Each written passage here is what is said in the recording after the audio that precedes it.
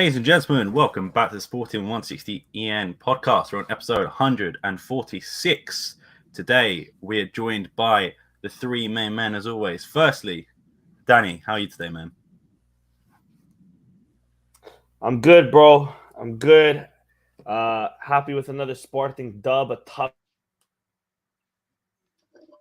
away trip to Guimarães as always, and glad to be back after, I think it was like a month hiatus for me. And of course, StreamYard is bugging out, but we're back. We're live. Let's do it, baby.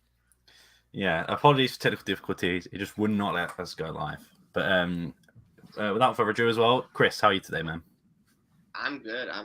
I guess in the end, it looks the Guimarães win looks less sus than it was, but it definitely had its moments of being pretty sus. But I'm glad we pulled out the result in the end. But the conta's getting tighter as we get closer to the end, and Porto still hasn't dropped points, so still hoping though. Yeah, most definitely. Let's move on to some Twitter questions. We have not actually done them in a while because we haven't had that much, and we usually speak on topics anyway. We'll start off with national team, I guess, since I'm representing. The national team game is tomorrow. I think 7:45 UK time. What's that? 3:45 for you guys. Yep. So the first question is from Nuno, and he says, "What guys are you thinking that Nandinho will go over the lineup on Thursday? Do you think he'll go with the youth that's playing well in form, or stick with the old guard, given it's a playoff game and he's always gone with them?" Chris, I'll go with you. What are your thoughts on his potential lineup? It's actually going to be interesting because I feel like his hand is actually forced in a couple areas, so it will be interesting to see what he does. But maybe there'll be one shock, but I don't think that it's going to be too crazy. Like, I think who he pairs with Font is very interesting. It's really, what is it, Jalot or Inacio? I mean, one of those two hasn't really played before with him, and so they're going to be thrust into a crit. I guess it could also be Danilo, and that's real. That's the real shithouser. And if Danilo is like converted into center back, you can already predict what the rest of the lineup is going to look like. I feel like. Yeah, definitely. I'm a bit of the same. Sorry, I'm a bit of the same. I'm actually trying to pull up the like lineup, like the call up right now because there's so many changes. Yeah, it's changed like 6 times. Personally, I'm putting a $5 bet down on $5 Canadian, by the way, so $2 American, and like half a pound. That Danilo is starting at center back beside Font. I don't have faith that Fernando Santos is gonna put Inacio in after under 21s even snubbed him like a few months ago. It wasn't that long ago. I mean, Inacio's done well. Is he gonna play him on like? He considers him more reliable. I guess, is he gonna play him on the two most important games of his career, really? Because after Portugal, where are you going? Maybe. I mean, we'll find out tomorrow. I think he should, but I don't think he will. And then just to call up William. I know we'll get into the Padinha situation. I know Padinha is also injured, but I don't know, man. There's a lot of no Neves either. A lot of question marks on tomorrow, and if we win tomorrow, ultimately against the big game against Macedonia, because Italy's not winning that game, We'll be playing Italy in the consolation game, dude. Exactly. No, I pretty much agree with you. Apart from, I think he will go for like Inacio or Jalot at centre back because he always goes for William and Danilo in the middle, and I don't think that's ever changed unless it's like the game's gone. But while we're on the topic, I guess, you guys confident for the game, or is it something? Because let's be honest, Turkey are a good team as well. It's not like they're just nobodies. So what are your guys' thoughts or predictions? Danny, I'll start off with you. Do you think we're going to go through or no? I think we'll beat Turkey. I do. But like you said, Turkey's tough. They're one of those tough teams, but I think everybody's going to be on it. The question marks when it comes to Portugal, we have so much talent so that we even leave off maybe like the other best midfielder in our league this year in Vitinha out of the squad. It's just my question is like, is Bruno going to show up? Because Bruno has showed up for maybe like 2 games in a Portugal shirt. Is Jota going to show up? Because I've only seen Jota show up once compared to like his time at Liverpool. We talked about, I mentioned it just before going live. Like, is Felix going to play? And like Christian mentioned, are we going to rely on Felix to get us through to the World Cup? Is that what Portugal is right now? There's a lot of question marks. I'm quietly confident.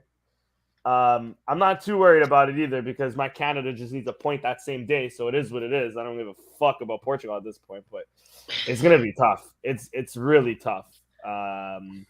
Turkey's a tough team. It would have been easier maybe if we got Macedonia, and then again, like if we beat Turkey, that Italy game is gonna be that's huge. That's huge, but. Maybe Ronaldo appears again like he did against Sweden a few years ago. You know, who knows? Yeah, definitely. And I think I'm going to answer this question for everyone when I can get my mouse. True Sports DL says, is it a coincidence that all the players underperform under Fernando Santos? No. He's just a really bad manager. And he can't manage a team. Like in 2016, even when you look at the games, I know we won. You can't we won the whole thing. But it pretty much was just counter-attack and that was it. And, when you've got, let's be honest, like generational players in like João Felix, you've got obviously Ronaldo still there, and you've got players coming like Andres Silva, Diego Jota, as we mentioned, like Rafael Leao. You got to play to their strengths, and their strength isn't defend and counter attack. Do you know what I mean? Yeah. So I think it's just a Fernando Santos thing. But Chris, what are your thoughts as well? Like, are you confident with a win, or what are your thoughts? Yeah, I'm probably confident in a win by some standards. I'm not. Is there extra time? I'm guessing. It feels harsh to push it to penalties. Yeah, it'll be extra time. Yeah, so I think it gets done one way or another, but I'm not sure what would actually happen against a good team. But I think I read that Italy had a bunch of COVID cases, so they could be back by that hypothetical game like next Wednesday or whatever it would be. But I don't think anyone's squad right now is at 100%. Turkey's down a couple bodies as well. I think Emerald might even be out for them. So everyone's shithousing a little bit. We shithouse best when it's needed the most. So let's hope we can just keep it going. Guys, a quick question. I mean, it's pretty safe that Rui Patricio is starting this game. I don't. Yeah, which is annoying. He's not the most informed keeper, but he's gonna start. So that's my question. Would you start him ahead of Diogo Costa or even Sa? Exactly. Sa just got called in, but Sa just got called in, so it's impossible for him to start. Exactly. He should though, but I don't know why he wasn't. Easily, he could. I honestly, at this moment, I would rather have Sa ahead of Patricio. Personally, I would even start the Porto kid. Yeah, the Porto kid's been pretty good this year. Hasn't lost in the league yet. I think so, but when you see Diogo Costa in big games like the one against Liverpool, he just absolutely choked. Like, yeah, that's true. Even one thing about Patricio, I will say, in big national team games, he's always stepped up. Yeah. So I guess, but I would have gone with. We can't afford a Frangu though. We're not like scoring 3 goals on anybody. So if Patricio Frangu's one, and then we concede another, like I don't know how many games we're gonna win. Yeah, and let me tell you, Patricio has quite a few Frangus this season, bro. He has like Roma as 4. much as I can. He has like at least 4. At least. Well. And that's just in the Italian league. I think in the Europa League, he has 4 just against some Norwegian team. Like. Well, while we're on the topic of selection, I'll start for you, Chris. What would be your starting 11 for? Let's just say for both games. What are you playing your starting 11 as? So, I mean, dude, I guess Nuno Men's font. I would probably go with Inacio over Jalot, and then. Who do we have at right back? We're down Cancelo and somebody else too, right? We have Cedric. I know that. We have Cedric and Semedo, or Semedo out too. I think Semedo's out. I think it's Cedric and Dalot. Yeah. Okay. Yeah, I guess I would go Dalot, but I mean, Jesus. Right. He's gonna probably go Danilo, or if he goes Danilo at center back, he won't be able to put him in the midfield. So then he'll go Moutinho, William, and Bernardo, or Moutinho, William, Danilo.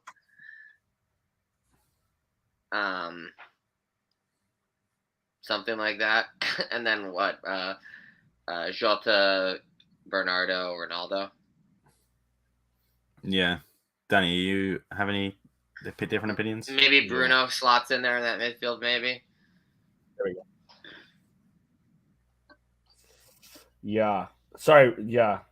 Repeat your midfield again. I missed it because I was trying to look up the thing. I think it's well, if Danilo's not there, he'll be in the midfield, and then I think it will actually be Danilo, William, and Moutinho.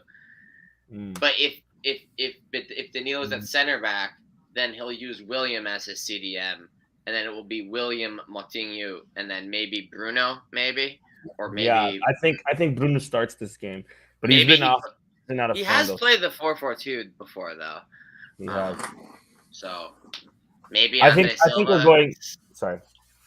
No way. I think we're going the classic 4-3-3. I agree with your defense. You said Cedric at right back, right? I said the low because I'd prefer the low, but it might easily be Cedric. I think it's going to be Cedric. That's the only thing I'll change. But personally, I like Inacio. I think it's going to be Danilo in defense, though. But my lineup, if I had to pick, it'd be Patricio, Cedric, Inacio, Font, Nuno Mendes. I'd have Danilo in the midfield with Bruno and Moutinho. Yeah, I'd have Bruno and Moutinho, and then up top I'd have Ronaldo, Jota, Felix, and then we throw in. Bernardo's been in really good form though for club, but I guess Bernardo. I forgot Bernardo. Fuck, drop Felix. Bernardo. Sorry, my bad. Yeah. But at the same time, Bernardo and Bruno don't get along for some reason. They just can't play together. No. It's a tough selection. Or for Portugal, really. Or they pop like 1 in every 10 games. Well, let's hope this is the 10th. The 10th, yeah. It feels like it's been a while, so. I think I agree with both of you. Two people I'd like to see that you didn't mention were Matheus Nunes. I reckon could be in for a start. I think he's been on good form, and obviously what Pep said about him. I think Guerrero's healthy too, because he actually might slide in at left back. I think it'd be a crime though. Seeing how well Nuno Mendes has been playing, that's a crime. And then I think he needs to bring Vitoria off the bench at some point. I really like the kid, even though he's a poor kid, but I think he's a really good player. So Vitoria was called up. Games. Yeah, instead of was it Neves? Yeah, when Neves got. Okay. So Wikipedia is right. Okay. But yeah, I think I would put Matheus Nunes over Moutinho personally, but I think it's going to be Moutinho just because of Fernando Santos and sort of like Nuno said, the old guard. What was that game that Matheus There was a friendly. That was horrible. There was a friendly. Ireland?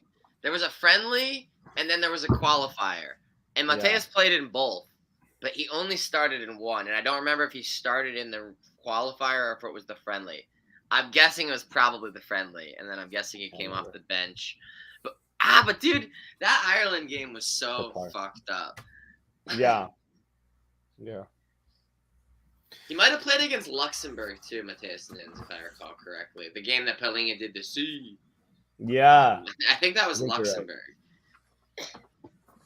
I think or Qatar. Qatar. That was the friendly. Qatar was the friendly, yeah. So yeah, I think we're pretty much similar on teams, bar 1 and 2 players. But yeah, we'll have to see tomorrow. It's gonna be a shit house, bro. Like the lineups that we were talking is a shit house lineup. Yeah, if you're going to understand what's for good football, it's like CR7. No. We needed CR7 banger. Let me just throw in one opinion. Is he's not in the greatest of forms. Mind you, actually, no, he's been banging in goals for Benfica. I would have rather have put Rafa than Otávio. Rafa's been more decisive. I forgot. And Rafa plays a certain, like, he'll give a certain job that Otávio just can't, which is just pace. Say what you want about him, right? But I think he's a good fit for the national team. He's a like Pepe is a good fit for the national team, even though no one can stand him. It's like we need more players like that. Like instead of like bandits. You're saying Yeah. Otavio. Yeah, Otavio. I like Otavio too. I'm not saying I don't. I like Otavio and I agree. When you have an asshole in your team, you love him, but to play against him, you hate him 100%. He's also like Maxi Pereira. Portistas hated him when he was at Benfica. When he came to Porto, he became a legend instantly. So I hear that. But I just think in terms of doing a job, I think Rafa would be more effective than Otavio, in my opinion. Yeah, I'm surprised he didn't get called over Vitinha as well, because I thought Rafa is like a Fernando Santos favorite again. I think he was bought to like 2016 Euros, He was. But he just didn't play, right? Or like I think he was like the only player that didn't play. Yeah. Or one of two. Yeah. Cool. I think that'll do it for the Seleção talk for now.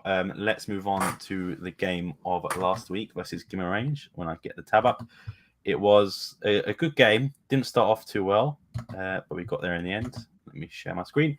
3-1 Sporting win with goals from Edwards, goals from Paulinho, and goals from Sarabia. Lineup as is followed is Adan in goal, Coates, Matheus Rice, Inácio, Esgaio. Let me zoom in so everyone can see. Cool. Sorry. Esgaio, Nuno Santos, Matheus Nunes, Ugarte, Sarabia, Paulinho, and Slimani. Danny, what were your thoughts on the game? Another Slimani and Paulinho dynamic duo, so to speak. What were your overall thoughts on it? Yeah, and Slimani doing I guess Paulinho might be rubbing off on him. There was not a tap-in. It's harsh to call it a tap-in, but Slimani with a chance in the first half right after they scored that I thought, is classic Slimani goal, but didn't find the back of the net. Another hard-fought game, Vitoria, Guimarães is a good club regardless of their position this year. They've been struggling. They're like those hot and cold teams. Quite annoying for their fans' perspectives, because with the team that they have, you'd expect a bit more.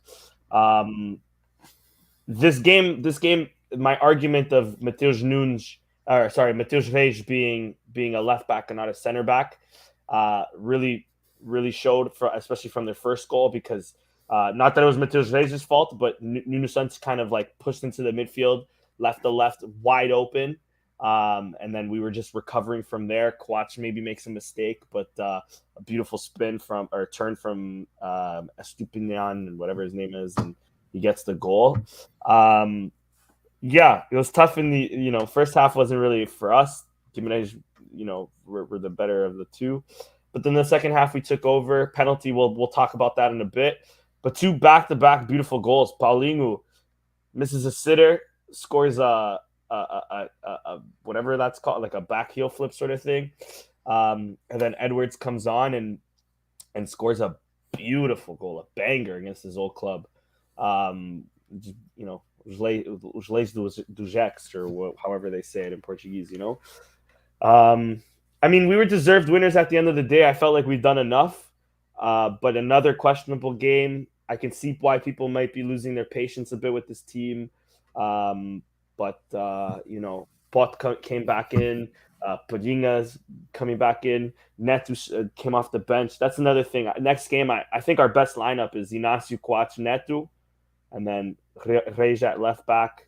Obviously, Porro. Porro was suspended this game, right? That's why he didn't play? Injured. Oh, injured. Okay. Last minute injury, yeah.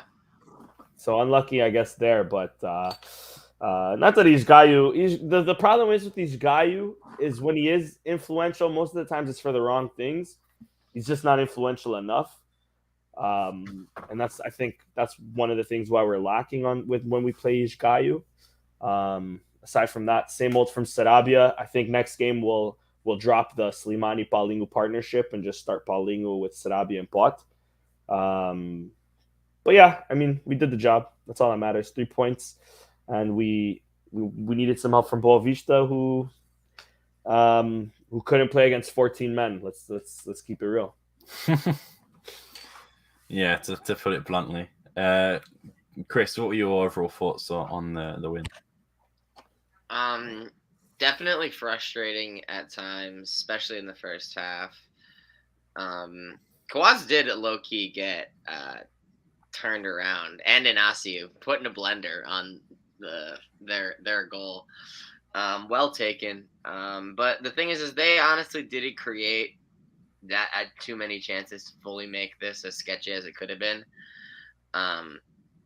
Especially in the second half, they really didn't have much going for them, and it was just a series of us missing chances. Obviously, us getting the PK, which is somewhat controversial right before half, definitely helped a lot. But I mean, we had a flurry of chances right from the opening of the second half, and I figured like we were eventually going to score, which we did, with enough time that it wasn't like so sketchy. I think Paulinho scored like 65th minute, and then they didn't really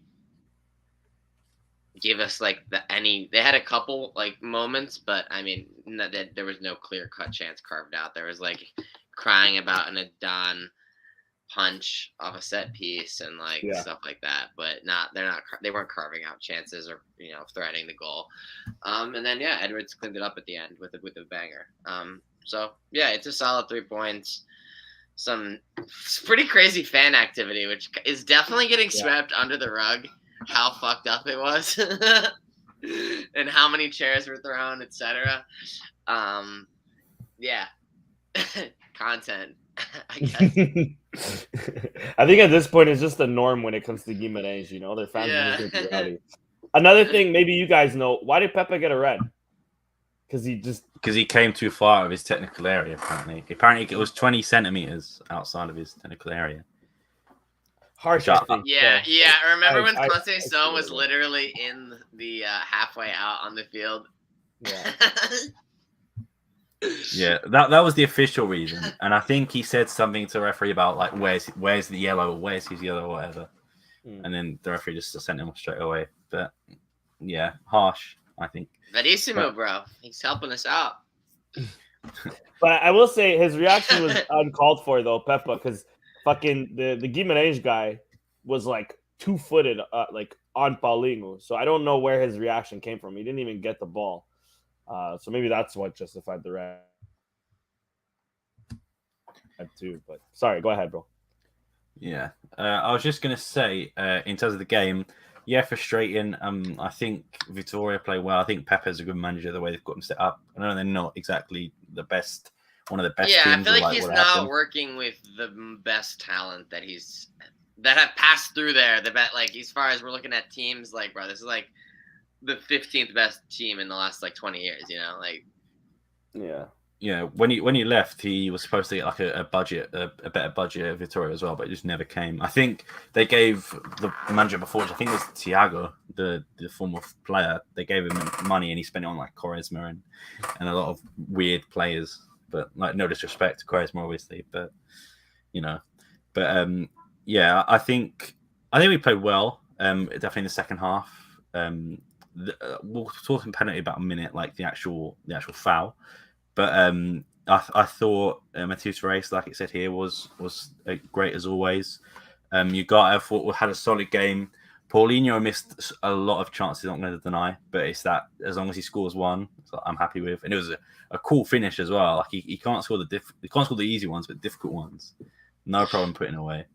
And like I'm going to jump on the Slimani about hate wagon again. Like he should have put that away. Like I'm not saying Paulinho would have put it away or whatever, but like Slim, that's what he was brought in for, to finish chances like that. And like I can't believe I guess he's got goals now on 4 or 5 shots on target. Yeah, and just like I'm still not convinced by Slimani. I'm just like some of the goals he scored, like the one last game, like he was past the goalkeeper and literally all he had to do was like header it down like anywhere, it would have gone in.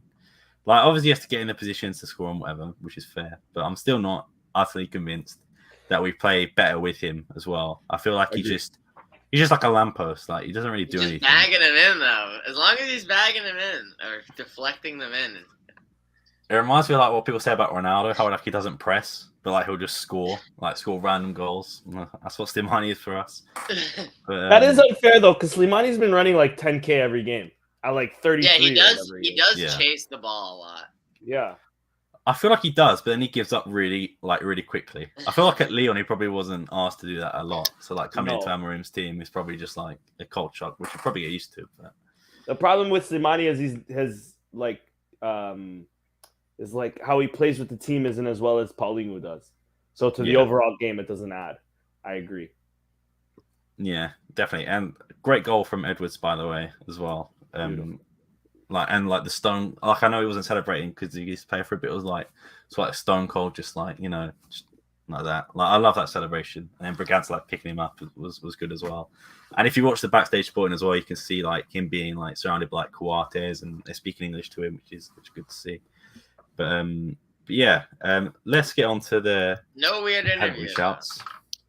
No random question interview for Edwards. I don't even know who took the interview, to be honest. Probably Paul. I know it was Paulino because I think he got. I think it was Paulino, yeah. So let's go with this first one, which is the Inacio stamp. This was circulating after the 2 fouls from Porto didn't get called. I didn't see this in real time, to be honest. I completely missed it. But Chris, what are your thoughts on that? Yeah, I think the referee missed it too. Or did he get a yellow? I don't know about a yellow, but they definitely called the foul. No, it was a free kick right outside the box. There was no card for him. There you go. Yeah, I'd have to. I don't think this was a card though. But sorry, go ahead, Chris. Yeah, I'd have to see like how hard it was, etc. Because sometimes the screen grabs are misleading. But I mean, the way that this exact like screen grab has been enforced this year is just like a meme at this point. Which one? Like, it's probably like that's probably worse than the one that Bragança did, to be honest. Like, they're probably both yellows, I guess. I don't know. What are you thinking, Danny? I think we need a concrete like rule on what it is next season for sure. Because for some reason this year we've seen a ton of these. I don't like seeing the playback. I don't think it's a yellow, sure. I don't think it's cause for a red because he's trying to win the ball that's just going over there. That didn't even make the Kazus on V Sports. No, it didn't. I was looking for that too. 26 videos of the game, and this isn't even one of the 26 clips. Agreed. And when we see some of the ones that Porto have gotten away with this season, especially the Mbemba one, if we're talking about last game, I personally wouldn't call it a red. But looking at this image, if it gets given a red, am I pissed off about it? No, I get it. I understand it. But I don't know. I think it's a bit too harsh to call it a red. It's also like the contact isn't really there. The contact is when his foot finally starts falling down, and it's more so on his heel. And it's not really studs up. It's kind of just like graces his leg. But at least it got called. I've seen these not get called at all. Yeah. Sometimes it's not called. Sometimes it's a foul. Sometimes it's a yellow. Sometimes it's a red. It's a red. Yeah. Yeah. Like the Benfica fans. Sorry. Just let me. Last thing. The Benfica fans that have been crying about this one in particular, saying because Tarab got one like last week or 2 weeks ago, casually forgetting that Otamendi got away with one like earlier this season. Whether it was I can't remember if it was against Sporting or Porto. And it's quite hypocritical. That's why I think we need like a real like lockdown on what the fucking rule is, or at least the refs do. Yeah, definitely. Yeah, it seems like the handballs are less controversial this year, and the stamps are more controversial than the handballs, to be honest. Yeah. Speaking of handballs, thank you for that segue. Here's the still image, and I know this is one that's like, if you look at different angles, you still can't decide, but this is the still image I've got from the penalty. Chris, what are your thoughts on the penalty? Was it correct or no? Let me just preface, it does hit his chest before it hits his arm. Sorry, Karen. Does it though? I don't think that is guaranteed. I think it does hit his. I obviously can't show the video. I'll try and find one on my phone. Yeah, I definitely no, because there's one angle in particular where it looks like it doesn't. But then there's one angle where it really looks like it does, and then there's some that are inconclusive. If it hits off his chest, I don't think it should be a PK. But I'm not convinced that it does. I think that it's very inconclusive, and it's like the way like the you can kind of see like Inacio was so awkwardly like flicking it, like it was like a nothing play. It was so like I think it's very fortunate on our end, to be honest. It's very fortunate, but if it hits his chest first, I don't think it should be a PK. That's I sent the angle like the I've seen in standard that group seems chat, to have been so like if you want to agreed have a on. look at the video, because I think it does hit his chest first, then his arm. I don't know. I looked at a different angle. It doesn't. It's Yeah, I like get what you're saying. multiple different angles. Like, no, this angle kind of does look like it hit. The one where it's back, you're looking straight onto it. It looks like Yeah. it just hits his arm. But a lot of the other ones, it makes it look like it's either chest first or inconclusive. So yeah, it's tough to say because I mean it's one of those where if he like tries to defend with his arms behind his back, we're not having this argument, right? Like it just hits his chest, but it's because his arm is out there. But if the rule is that you have to touch your body, and then if it touches the arm, it's not a penalty. I can see why people are complaining. Yeah, well, this is a good audio one. So it's like, does he think that it's just arm? Or does he know that it's chest and then arm, but still doesn't care? Because I feel like that's important detail. Yeah, that's true. Yeah, I'm really on the fence of this. This is a critical part. This is a critical moment in the game. It tied the game right before half for us. Yeah. But yeah, if we're taking an overall verdict, what are you guys saying? Penalty or no penalty? Well, are we agreeing that it hit his chest first or no? We are going to agree that it hit his chest first. I think so. I think we have to agree. Okay, well then I don't think it should be a PK. Danny, you the same?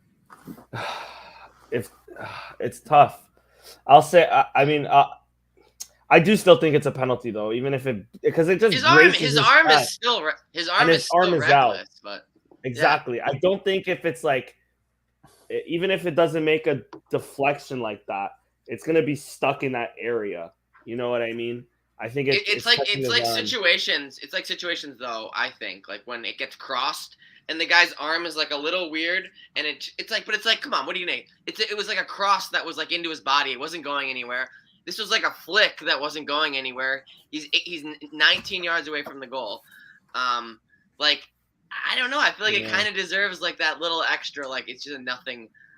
It's a nothing play boost. It's not like he blocked a shot that was headed towards the net. Like it's like a weird little flick that like awkwardly hits his body.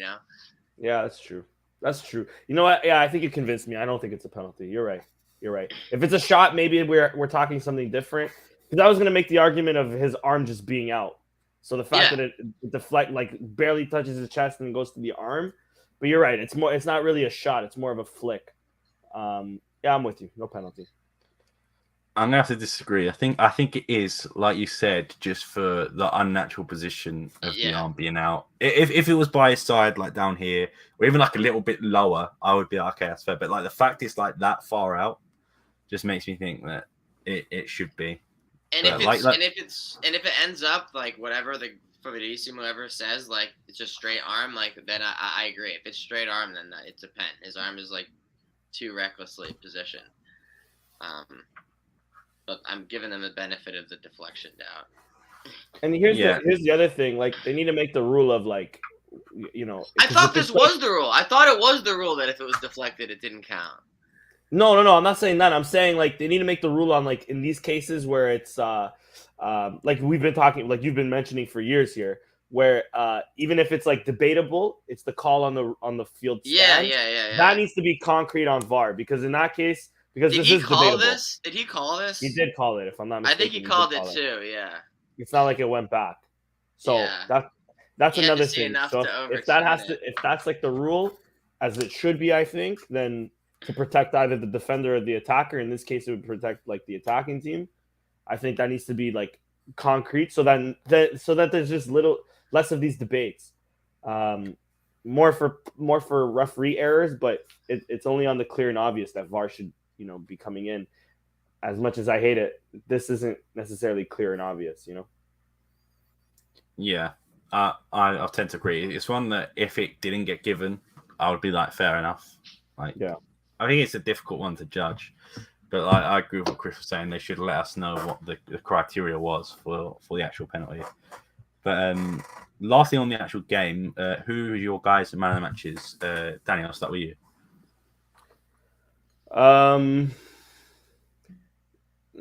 I was gonna give it to Rage. I won't give it to Rage.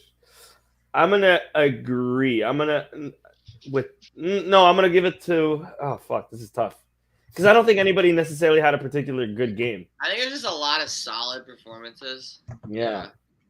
I was gonna say, I'll still go. I'm gonna say Sarabia. Sarabia played all right, scored a penalty, pointed out Bruno Varela, called him a dirty Lampion, I think. Yeah, I'll give it to Sarabia. Give him some love. Maybe he'll stay. Chris, what about you? Who's your man of the match? It's tough. I feel like I can't give it to Paulinho because I feel like he was too wasteful to earn man of the match. But he did play decent. Pot had a decent entrance, got an assist. Edwards had a decent entrance, got a goal. I thought I'll give it to Ugarte. I thought Ugarte just had a solid overall game in the middle, containing them, etc. Yeah, I'll agree with Goalpoint and give mine to Matheus Reis just because I love the guy. Racking him up, dude. He's just racking him up the awards this season. Brazil call up, like he got robbed of one, bro. Yeah. If you look at Goalpoint man of the matches, I think he's got like 5 or 6. Like he's turned out very good. Dude, I don't think anyone. He's the Neto of because Neto got like 5 last season, just from spanning 100% pass accuracies and us winning 1-0. Last thing on this then will be the league table, which I'll get up in a sec. I'll zoom in as well. So Porto are ahead on 73 points. We've got 67. So 6 points ahead. Benfica are catching us, but they've had a few bad results recently. Here's the question: if we look at the games we've got left, and I'll get that up as well. Do we think? Obviously, it's mathematically possible, but is it actually going to happen? Let me just get Porto's schedule up and then we'll go through them. So Porto's schedule coming up is Santa Clara at home, Guimarães away, Portimonense at home, Braga away, Vizela at home, Benfica away, Estoril at home. So that's Porto's schedule. And then if we get up ours, we go through. So we go through Passos Ferreira next home, Tondela away, Benfica at home, Boavista away, Gil Vicente at home, Portimonense away, and Santa Clara at home on the final game of the season. Danny, let me start with you. Is it going to happen or not? I personally don't think so. And that's how many games left? 6, 7, 8. 1, 2, 3, 4, 5, 8, 6, 7. 7. Oh, I'm counting the Taça Portugal. Yeah, 7 games. It's tough. The only games I see them possibly dropping points is obviously Braga away and Benfica away. Are those going to result in 2 losses? I don't know. I think Estoril has a good team. They could steal points from them at home, maybe a draw. Guimarães the same. Going away to Guimarães, as we just seen, is tough. They could steal points from them. I just don't see it. I won't say Porto's going to go undefeated. I think what will happen is a similar thing to us as last season, because if I'm not mistaken, Benfica is the second last game. They're going to win the title. I hope I'm wrong. But I think they're going to win the title and then eventually lose it to lose their undefeated streak to Benfica with the second last game of the season, like we did. It's tough. It's tough. We have to pray for a miracle. Our games aren't easy either. Sorry, let me pull my them up just so I can see them again. But you said we still have to play Benfica, right? That's of the big ones, that's the toughest one. Yeah. And there's a tough away trip in the middle of that. So Santa Clara at home. Oh, sorry, a home trip. I was thinking Gil Vicente. Gil Vicente at home is tough. Gil Vicente this year has been fucking next level. Even though they just dropped points to Marítimo and lost my fucking parlay. They've been stealing points from Braga. They've been out here. Navarro is a crazy striker, and I hope they surpass Braga, but that's also unlikely. But 5th is a good place for Gil Vicente, but it's going to be tough. I don't see us doing it. I mainly don't see Porto. I can see us going undefeated. I don't see Porto dropping 6 points in 7. Chris, what about you? No, that's not gonna happen. I don't think. I think that they might even drop a draw or maybe even 2 draws if things get really crazy. But it's not enough. Like it's not enough. And I think that I think we might even fuck it up before, because if we just draw a game again, like, yeah, I don't think it's gonna happen. I don't think it's gonna happen. But I will actually be infuriated if they do lose 2 games and we like draw 1, and it's like on the table for it to be there, and then we fuck it up. But I don't think it's even gonna be there. Yeah. I'm gonna be forever the optimist and say, you know what? I think it will, and here's my reasoning for it. So Guimarães gave us a tough game last time. They've got Guimarães away. Santa Clara gave us a tough game. I know they're still a decent team. They've got they've got Porto next, but that's away. Sporting Braga need to win. There's so much pressure on the refs too. I was gonna say that. I was gonna say that too. After this weekend, I don't disagree with you, Sam. I agree that these are tough teams. I even think Boavista had a good chance against them. And they played decent enough. And I'm not saying Porto are only winning games because of the refs either. Porto have been playing well this season. I'm not trying to say the opposite. But when you have 14 players against 11, most of the times, when you're getting at least most of the favorable calls, I'm not saying we weren't just benefited from a penalty either. I'm not saying that. We were. Big teams tend to get the calls.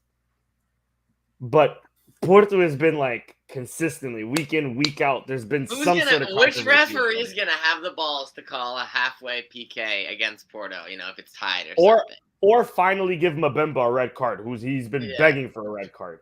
They're gonna mention Palinha last season. Fair enough. But Mbemba has been begging for a red card, bro. It's in your best interest to just not do anything, man. Yeah. And not have them raging at you for like a week straight. But Sam, come on, encourage me some more though. Tell me. Okay, Santa Clara, they've got the next game, right? Porto have had a few COVID cases, and if that spreads, it's already spread to Tremi to Pepe, like already. So if you do the 10-day calculation, there's still some of them might be fine. It just depends how much it spreads. So they could be out with a key. Obviously, that's just a hypothetical, but that could happen. And then they've got Guimarães away, like we said, just played good against us. Never know what's going to happen. Portimonense, I think, should be easy points for them. Braga need to pretty much win in order for Gil Vicente not to overtake them or be level on points with them. And I think that will happen. I think Braga will play to win. Vizela, I think, a fine game. They'll be fine. Benfica, right? Benfica need to win pretty much every game and hope we choke some. Because the thing we're not talking about is Benfica overtaking us, which can still happen. They're not too far out. I know they've got a few draws here and there, but they've genuinely looked like a better team, especially in Europe as well. So they could be sort of like a renaissance of that team. Then Estoril, you have to remember they pretty much beat Porto at the first game if they weren't saved from that sort of disallowed goal from VAR. So I think altogether, so I reckon a loss to Benfica, a loss to Braga, and a draw to Guimarães. Like, I mean, we've not got an easy schedule, like you said, Gil Vicente, Benfica, and Santa Clara again, who obviously beat us in January. But, like, we've beaten Benfica. I think we're going to do it again. Tondela away is difficult, but I think we'll be fine. Same with Paços de Ferreira. Same with Boavista. Portimonense away, maybe. And then the only game it's got to worry about is obviously Benfica and Gil Vicente. I won't even give Santa Clara that because I think we can beat them. It was just an off day. So those are as long as we get through to, if we beat Tondela and Paços, I think we the hope is still there. If we drop any sort of points to Benfica, even if it's a draw, then the dream's over. Yeah. But like, I'm still optimistic. Just I think Porto have got the tougher schedule for me. I know it's pretty much 50-50. But Braga and Benfica, and obviously we've got to play Porto in between for the Taça Liga second leg, which is April 21st. So that will be in between. That'll be in between the game for us, which is against Benfica, and I believe the game against Porto for them as well. No, sorry, for the game against Braga and Portimonense is in the middle of that. So who knows what that will have a knock-on effect if we get the result, if Porto get a result, whatever. But yeah, that's my optimistic shout. But I am leaning towards you guys at the moment. Like, I don't know. I feel like we've not been great recently, but I don't think we were great that much last season either. I feel like we got very lucky in terms of like Coates late goals, and we just don't have those this season. It feels like. Yeah, I feel like Porto have taken the majority of the late goals, and even some Benfica games have had late goals. I feel like we haven't got that this season for some reason. Like it felt like 10 last season, you know. That game against Santa Clara and against Braga, if that was last season, we would have won. Yeah, we would have. I agree. Or at least tied. Or at least drawn, yeah. We wouldn't have. I will say I am optimistic that we'll beat them in Tasa. I mean, knock on wood. Maybe I shouldn't say that too loud. By 2 goals? I think so. I would have maybe agreed with you more if they had like a Europa League semifinal that week, but they don't. I agree too. You're right. I was more pissed. I was pissed that they lost to Lyon, and of course, wankers did to the pack fucking of wankers, bro. Yeah, it's not even a good Lyon team. Like, it's not. Man. They're in like 10th or some shit. They're like garbage this season. They needed Slimani there, the Dragon Slayer, to score a goal. No, clearly they didn't, bro. They still fucking. If Slimani played, it would have been 6-1 aggregate, bro. Cool. I think that's it for the sort of football in the week talk. Chris, I know you had a few loose ends. Do you wanna hit us with some? Yeah, just some random stuff that I wrote down that happened since the last pod. Jovan actually scored a goal today for Cape Verde, but I was just noting that he got called up for Cape Verde again. He hasn't played since, I think he played a friendly for them once in like 2017, and like he was kind of maybe holding out for Portugal. Do we think that this is the end of the Portugal dream and that Jovan's going to start doing regular Cape Verde action? Did he score today? He did, against Guadeloupe in a friendly. There's no chance of him getting into the Portuguese team. Like, I said this with Nuno Santos as well. Like, I think they're both decent wingers, but like you got Guez, you've got Rafa. Like, you've got so many players that you can just name that aren't even been. They've gotten into moments of form where it's like they get to the periphery, but it even in their best moments, it's never enough to get over the line. 2020 Jovan, if he continued that, I would have said, like, when Amorim first took over and we had like the first like COVID games, he was banging free kicks in left, right, and center. I would have said, yeah, 100%. But like he's fallen off hard. I feel sorry for him, but injuries haven't helped. But even you've got so many players. Even this season, he started off strong. He started like 3 games consecutively. Well, they were trying to make him like our left winger. I think they wanted him to renew as well. We kept giving him offers, and he was just like, actually, I think it's the other way around. He wanted the contract, and we were just like, I mean, you've been injured quite a lot. Yeah, exactly. That dream is done, and it's been done not only because he's been injury prone, it's because like the likes of like Trincão, who I'm sure we'll talk about, and bro, my boy Tete, and okay, maybe not Tete, but Trincão, Pot, Pedro Neto, like they're in and out of this squad. Rafael Leão's just getting in because of injuries. It's like, yeah, that ship has sailed. Even players that could play in like midfield as well, like Vitinha could play on the wing. You've got Fabio Vieira. And then, like, even if we're thinking about like really, really future, like Joelson Fernandez is supposed to be like the next big thing, and you've obviously got people from Benfica's academy and Porto's academy as well. I think that for both Jovan and Nuno Santos, I think Nuno Santos has a little bit of hope because the left back position, like I feel like it's not Portugal's strongest. I know Nuno Mendes and Rafael Guerreiro are really good, but then after that it's like a drop off. And Cancelo could play left back as well, but Fernando Santos usually uses him in right back, I believe. So I think the dream is more dead for Jovan than it is for Nuno Santos, in my opinion, anyway. Yeah, I'd agree. So it seemed like Morita was like linked to Sporting briefly. Now they're saying Stuttgart's interested. I would say buckle in. That one's gonna keep going for a while. Inacio for Singer call up. Hugo Viana linked to PSG Sporting Director job, which was an interesting one from I think the Daily Mail. That was a Daily Mail report. I don't know how accurate it is, but interesting nonetheless. Not exactly. Probably not accurate at all. But can I just say how like characteristic of this administration that literally after an election comes out, is it like, oh, one of the most important members of this election administration that just got reelected may possibly leave. I mean, good. I mean, not good riddance, but like, hey, good luck at PSG. Like, we'll see how long that lasts if it is true. But it's just so characteristic of this fucking administration. Palinha stock tanking ? Out of the Portugal squad. Lost his spot to Ugarte partially. We didn't lose his spot to Ugarte, but he was out for injury, then he was suspended.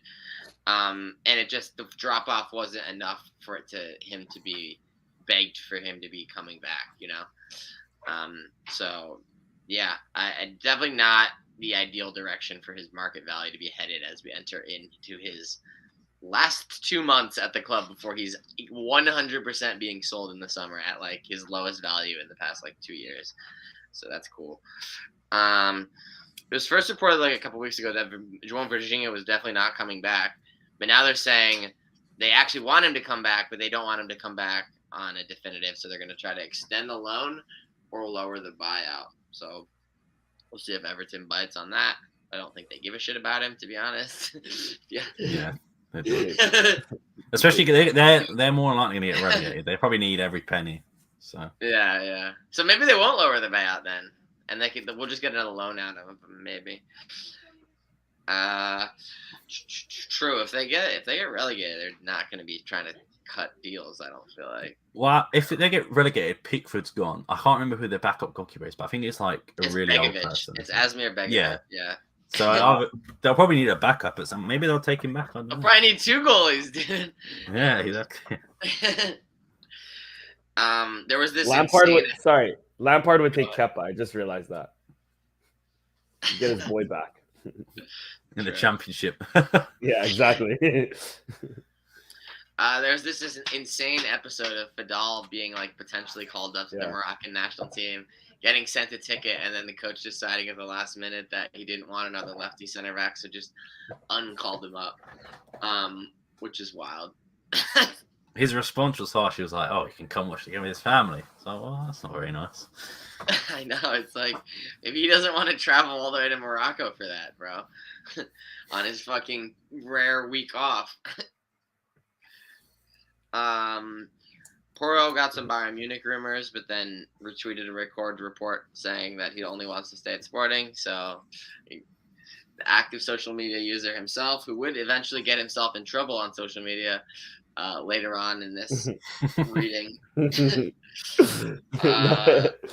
Shout out to Porro. Let's go, bro. Fuck that. Yeah. Thiago Tomas hit a winner in Germany. Let's go. Yeah.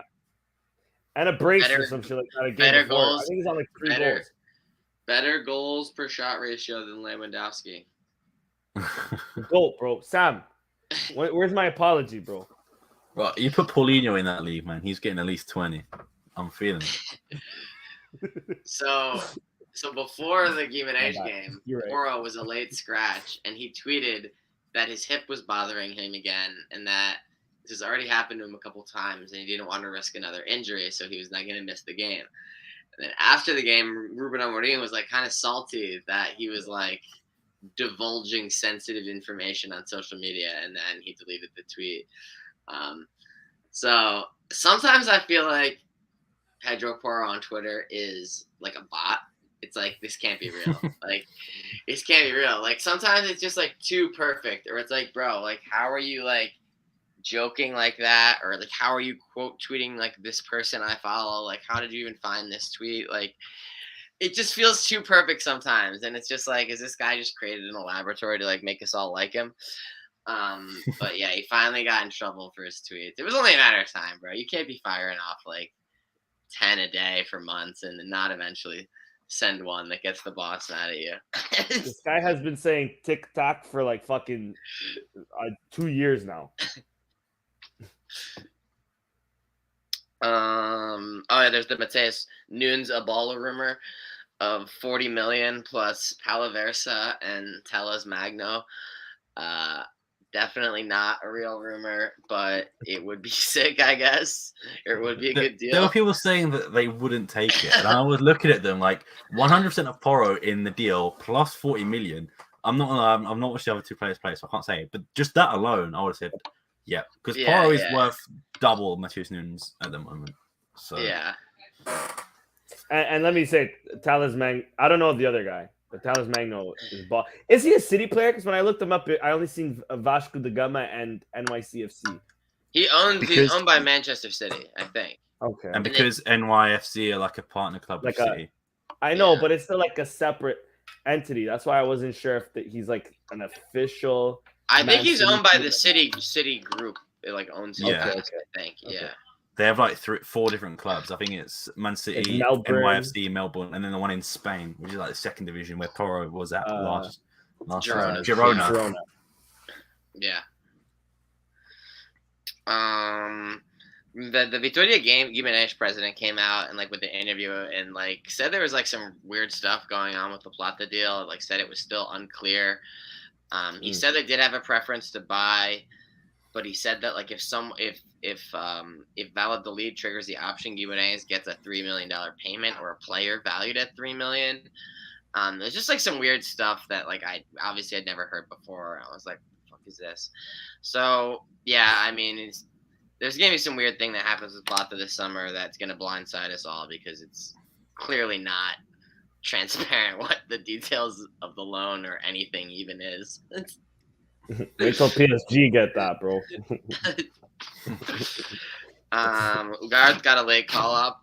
He's probably just chilling on his couch. Unlucky lad. Had to fly out to Uruguay. Got there this morning.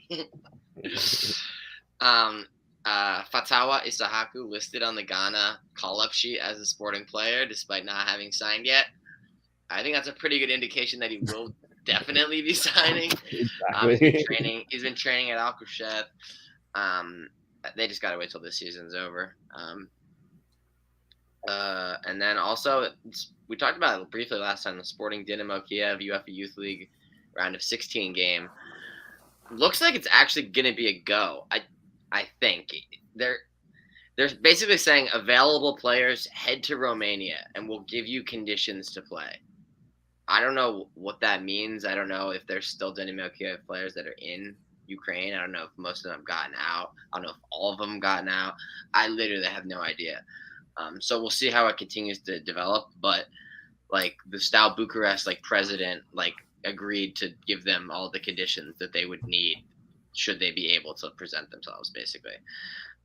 So if Dynamo Kiev is able to field a team, then they'll play Sporting, and then the winner will play Benfica the week after. Almost rooting for Dynamo Kiev.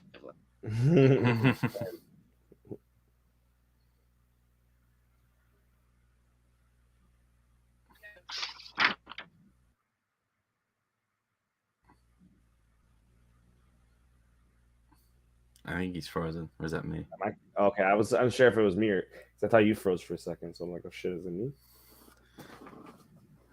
I think he forgot to leave his door open. Hashtag open the door, bro. Okay. Anyway.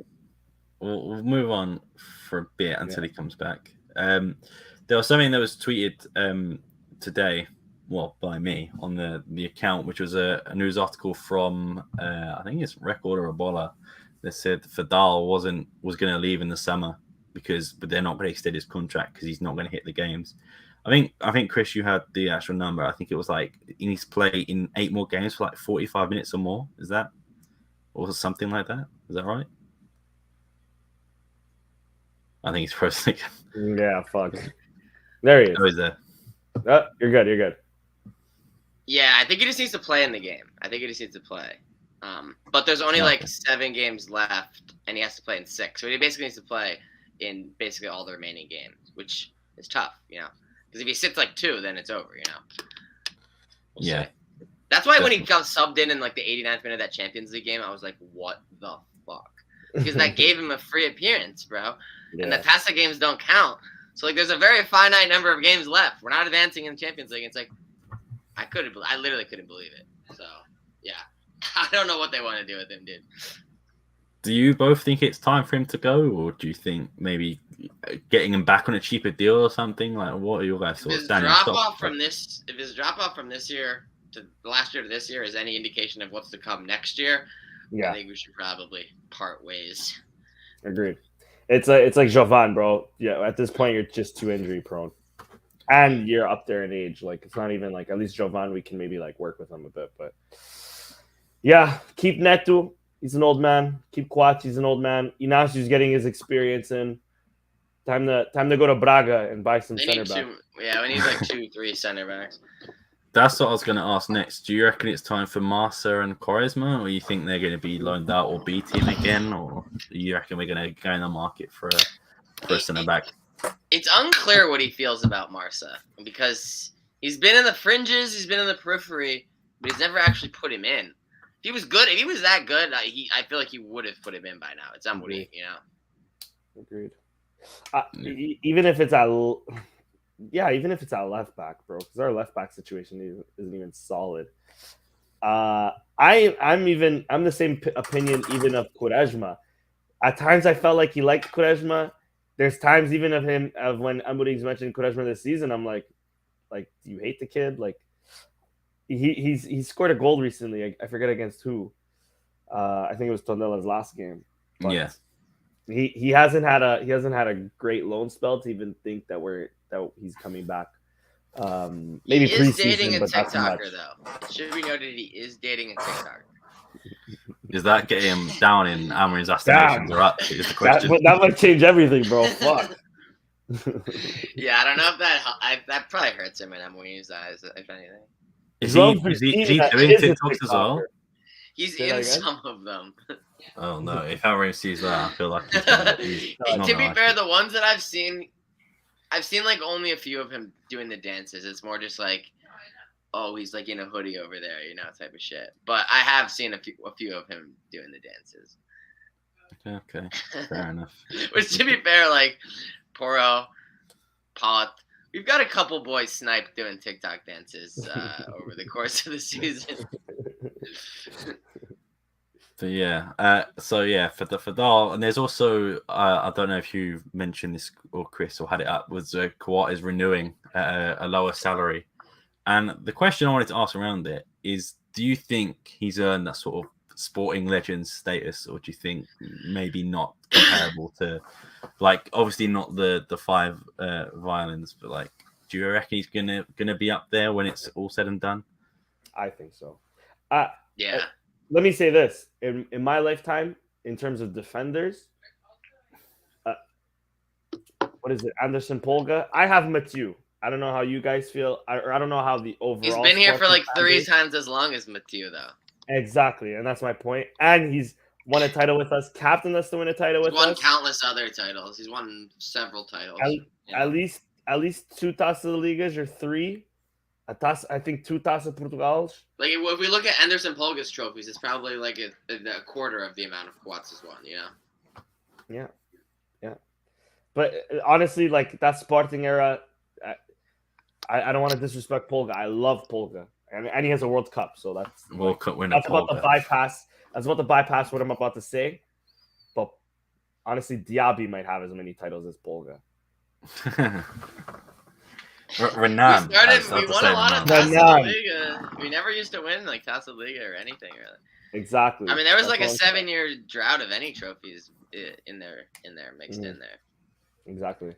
So I think he's captain. I think he's a legend easily. Would you put him? People consider William Carvalho a legend, and he's done what he's done. You know.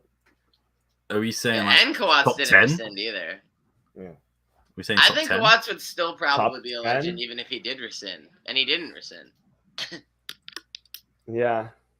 Top 10 for you, Chris, either? Top 10 is what top. that I've ever seen with my own eyes. In terms of like legend status in terms. Yeah, because a lot of the legends I never saw with my own eyes. Yeah. So yeah, in your estimation at least.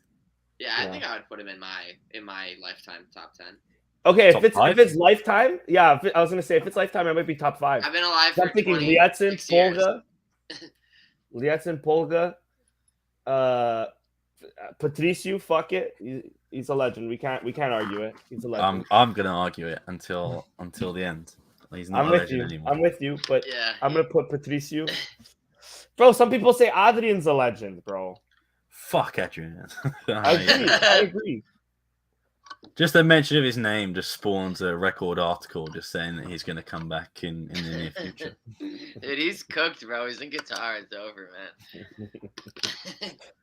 Yeah, Mathieu Coates. I'd say those are my top 5. I'm probably forgetting. I love Rauschenbach, but I can't call him a legend. If I was thinking top 5, I would say Lietzen. I would personally put Slimani. I was going to say. Right. I was going to say Slimani or Dost. But I think I'll go with Slimani. Yeah, I think they make a case for both of them. Yeah. Both. Nani. What about Nani? Ricardo. Bruno Fernandes. Bruno's a legend, yeah. And then but not top 5.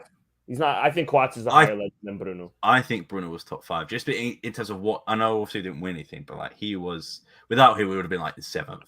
Okay, fair. I'm not saying. I think he's one of the best players I've ever seen at Sporting. But if we're talking legendary status, I don't think he's ahead of Coates. I don't think he's top 5.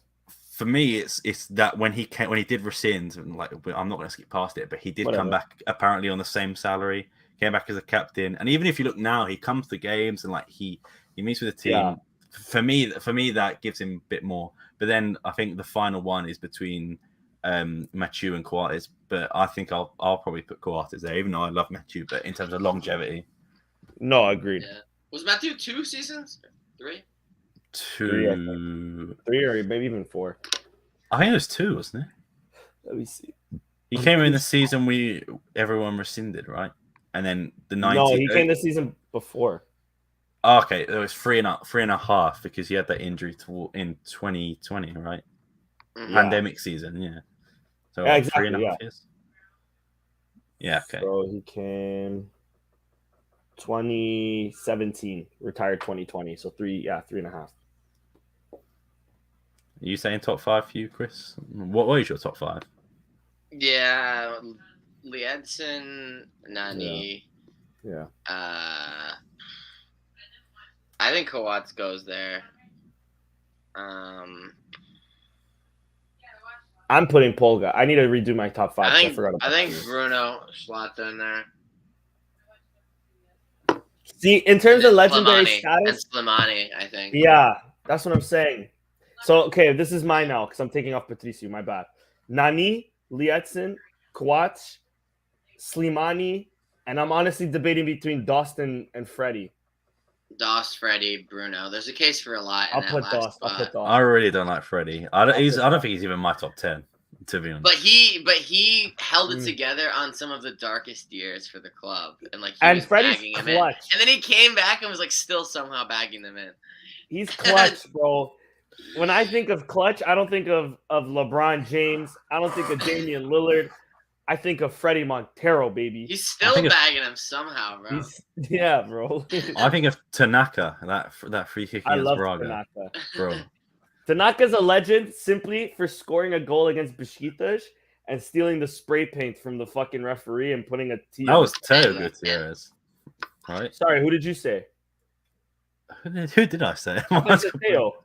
No, the guy for the free kick.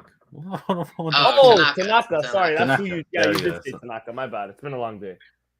Yeah. Tanaka, bro, chill out. Tanaka. Yeah, the spray didn't even what he was trying to write did not even work. It didn't even go.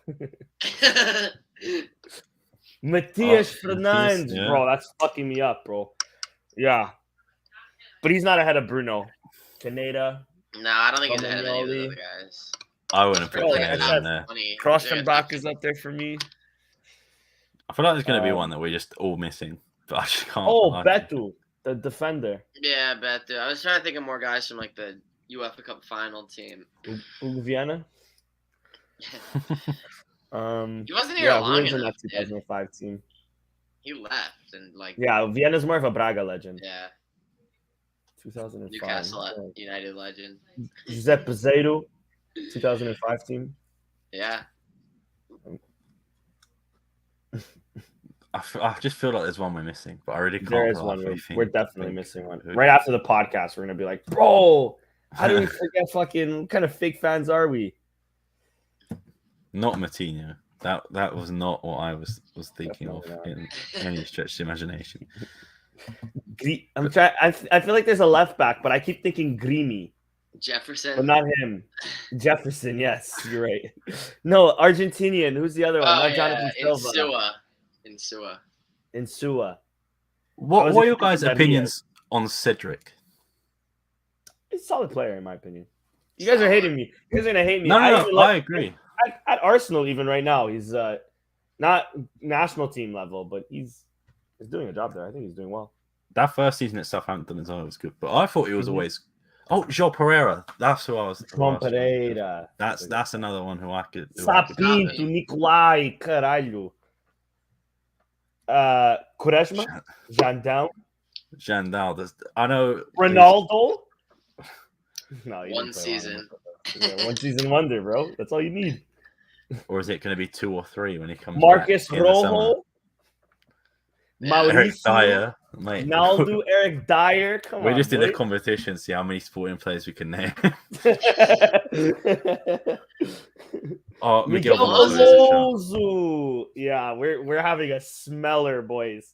We're forgetting a ton of legends. I'm not gonna lie, my top 5 is still the same. I like Veloso. Top 5 doesn't. I don't think the top 5 changes. Veloso sneaking into him. I loved Veloso at Sporting. Yeah, but then he chased the money. He went to Russia. Like he could have gone. No, we shipped him away too. Didn't we just ship him to Reading or some shit like that? That's Carisu. You're right. Veloso, he wanted to go to. I think he went to Kiev. I don't blame him, bro. Let me see. He got paid a lot. No, I think he went to Italy. I think he went to Italy first. Oh, was that he went to Italy first? Yeah, mate. Or was it Kiev then, General? I really can't remember. I remember him leaving and being very upset, but I just not remember where he went to. Bro, his dad is a Benfica legend, and he became a Sporting legend. You know? It's because Benfica's academy cut him when he was little, so then he came to Sporting. I think that's the story, at least. That is the story. Okay, he went to Genoa first, and then Kiev. And then Genova, Hellas Verona. Okay. Cool. I think we'll leave that conversation there because we'll be going on all night, to be fair. Sure. But, Chris, do you have any modalities discussions or any more loose ends that you missed? We've got a couple modalities. Wait, boys. 2 more legends. My bad. Luis Figo, Simão Sabrosa. Go ahead, Chris. So the ladies won 6-1 against Marítimo. U23s caught a fat L yesterday against Famalicão, 5-2. Hockey won 7-0 against Medellín. B team came back 2-0 down and beat Oriental Dragon FC 3-2. Swaggy ass name. Futsal against Braga won 5-1. Basketball beat Lusitania 91-64 and then lost again today to Benfica by like 15. We basically got our shit pushed in, especially in the second half. We didn't have Travante, and yeah, it just wasn't gonna happen for us. Kind of got fucked on, and yeah. Oh, and Oriol Dongmo, who won a gold medal at the meet she was at last weekend, the Paris meet, which I guess was a warm up for the World Championships, Indoor World Championships. Just won another gold medal at the Indoor World Championships. So, shot put, queen.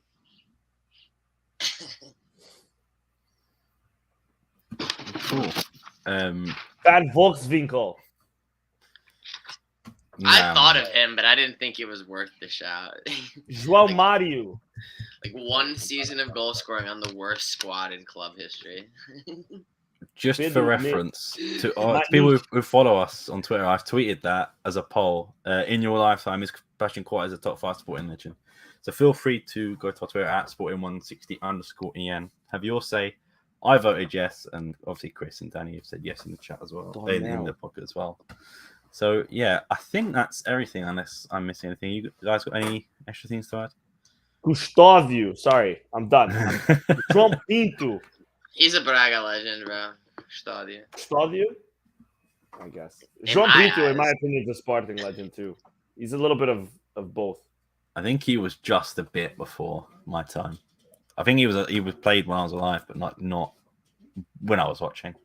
I think because didn't he win the title with Bovista in 2004? Right? No, 2000. Was that? And then he came to Sporting. Or am I thinking Petit? No, I think I'm right. I think you're right. João Pinto went to. I'll click him right now. And sorry, the last one. Who is our backup keeper for like years? Marcelo Boeck. Marcelo Boeck. Yeah. No, he never won. He did go to Boavista, but he never won the league there. Oh, I thought he won the league. Paul Bint. You're right. When did he move to Boavista? 2004. Yeah, so that would have been, I started watching football like 5, 6. But yeah, I think that's it. Have anyone else got any? Sorry. Phil Babb, bro. No, I'm kidding. We're good. Yannick Bolasie, man, friend of the show. As by show. As Bijug. He's my love. Friend of the show. Okay, well, if that's everything we've got, I'm sure Danny will be naming sporting players all the way through into the night, and probably on his page as well. Yeah, I'm done. Yo, I saw him at Colombo once. No right way. Right before he transferred to Turkey. Yeah. He's a legend just for that, bro. Gaspar, bro. Legend. Still on? No, actually not on the payroll anymore as of like a month ago. Yeah, no, he's not. But yeah, on that note, thank you for watching. Feel free to follow us on Twitter, SoundCloud, Spotify, and YouTube. Thank you all for watching. Peace.